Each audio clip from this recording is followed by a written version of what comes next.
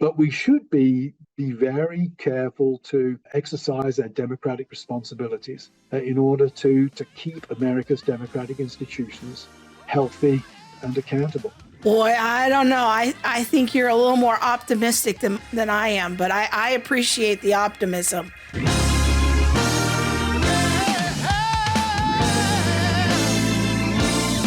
Do we need to worry about the American government potentially falling into fascism or tiptoeing around fascism today, or fascist?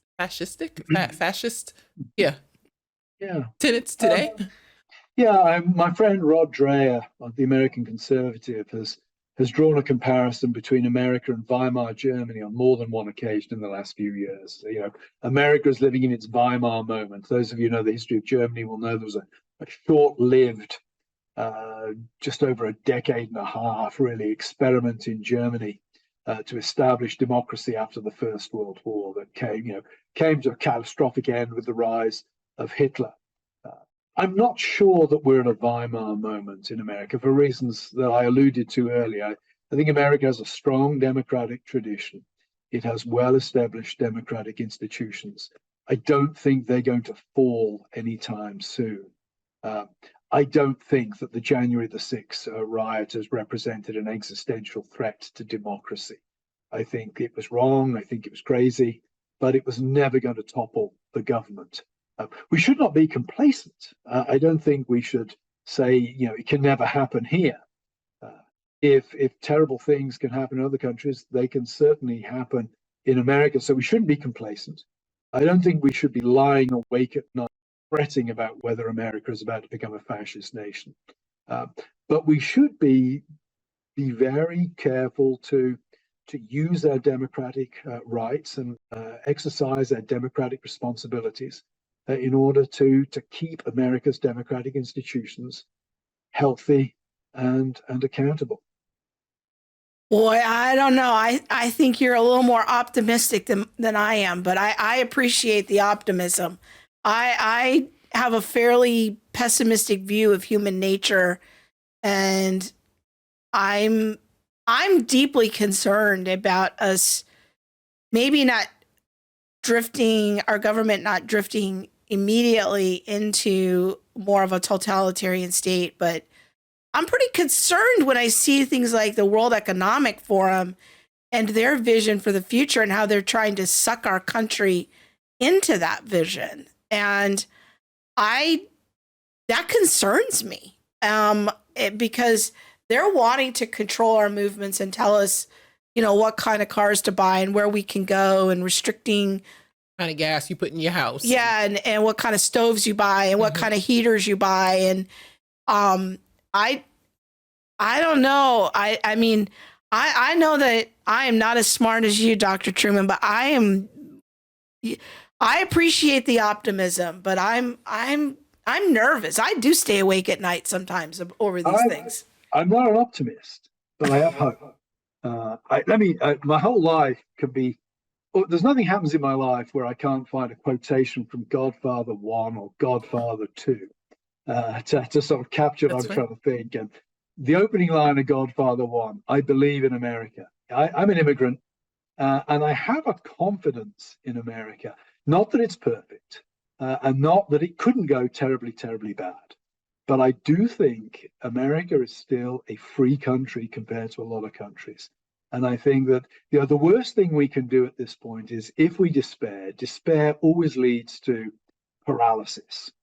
It really does become a self-fulfilling prophecy. So I take your words, Krista, very much to heart. But what I want to say is, let's see. We're in a serious situation. But let's not despair, because if we despair, we're going to be paralyzed. This is a great country, and I say that as somebody who's a foreigner. I'm not even a citizen at this point. But I do think that America, the world has not seen the last of America. I think we are,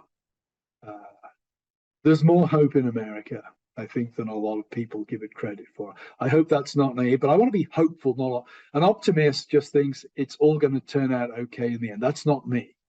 But I think given what America's been and given the institutions we have, there is hope that we can turn this ship around.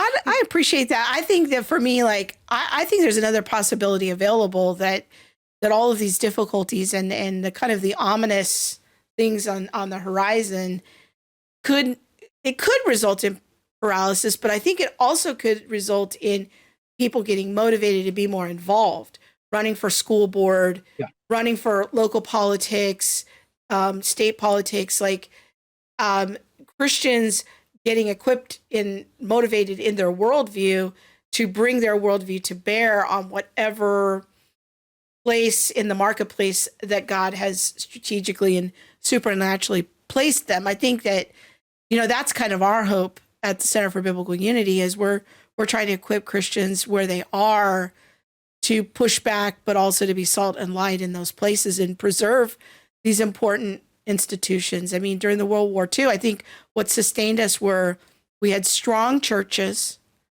We had very strong, I think that was a big pillar of American society, was the church. Even if people weren't church people, there was a general consciousness of that there was a God and that there was something higher than the government and that there was a hope in that. I think we had a strong military, and we had a strong national sense of our identity as what it meant to be an American. I'm not as confident in any of those three institutions being as strong anymore. And so I think that that's part of my concern. I don't know. You say something. I think the part that you hit on to me, with Uncle Carl mentioning Rod Dreher, I love the book Live Not by Lies. I think if we're going to have any hope, whether you're a Christian or not, it's going to require people to be bold. I think what you're talking about during like the Second World War and things like that, there was a very different America. We had very different strategies. People used different techniques. People weren't getting on the internet and then canceling people wholeheartedly or doxing people. And so I think that leads to your pessimism as far as, any hope for our country. I think what Uncle Carl is saying is that there's still a fight left in America. For me, I think I'm somewhere in between. And that's why it's important for me to continue to call people to boldness, especially believers, because, and if you haven't read Live Not by Lies, you should really read Live Not by Lies, because the point is made so clear. It's that you can't be a punk. You can't just, lie down and roll over, because then your country will go to a no good place in a handbasket. That won't work. But not only that, not only for the sake of the nation, but for the sake of the souls of people who don't believe. And so when we talk about fighting for our country, it's not from this nationalistic point of, and some of it might be, no, we don't want to see America, go down in flames or anything like that. But from the faith position as a believer, there is a point of truth that I can share with others. And as you're saying, during like the Second World War, the church was in a different place and the government was in a different place and all of that. Well, I don't think that we can't get back there, but I do think that Christians have really lost ground. And at that point in history, there was a much stronger call from believers and even non-believers who shared pieces of the Christian worldview. Yeah, exactly. I think with the postmodern context and entry, we've lost that overlap. And so it's kind of like, how do we gain some of that ground back? No, I think probably the distance between us is not that great. I think that, if you have hope, then you will act. And I think what you were saying there, Krista, indicates you have hope. You may think the situation is very bleak, but you're clearly not rendered impotent or paralyzed by that. I was very influenced. My year at Princeton was a great and watershed year for me in many ways. And one of the things that I most appreciated was watching Professor Robert George, who ran the fellowship program that I was on, watching Robert George operate. And that, every week in 2017, 2018, there's some progressive thing coming down the line. And what struck me about Robbie was, he'd come to coffee and he'd say, okay, this has happened. And then he would spend maybe 10 seconds saying, and it's a really bad thing because, But then he'd go on and say, so what are we going to do about it? What do we need to do to counteract this? What are we going to do about it? And what I liked about him was, yeah, he's realistic about how bleak the situation is, but he also sees it as his calling as a Christian, not to sit and lament, but to push back. Now, will the pushbacks be successful? Well, maybe, maybe not. That's in the lap of the Lord. But if we don't push back, we know what the result's going to be. Yeah, we've effectively sealed our fate at that point. And so what I wanted to sort of press on the listeners is, yeah, we're in a bleak situation. There's much to be grateful for.